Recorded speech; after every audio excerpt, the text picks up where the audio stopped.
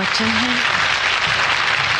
लता जी को शायद पता नहीं कि वो कितने आर्टिस्टों के लिए इंस्पिरेशन है।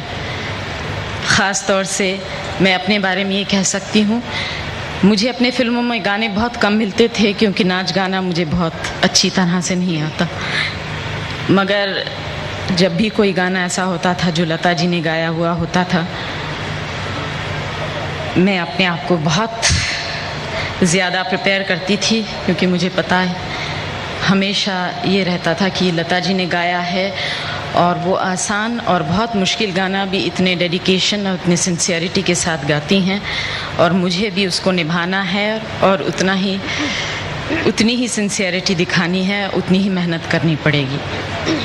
आई am extremely proud to be here this evening amongst such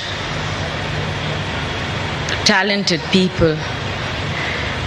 Thank you very much, Lata ji, for giving me this opportunity.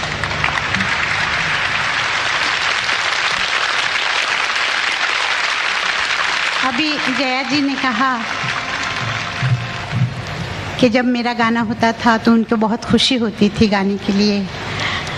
मैं ये कहूँगी कि हमारे जो पुराने कुछ स्टार्स थे, उनके लिए गाने में मुझे भी बहुत खुशी होती थी क्योंकि मैं जानती थी इसके ऊपर जो एक्टिंग होगी वो बहुत सही होगी। उसमें से एक जया जी हैं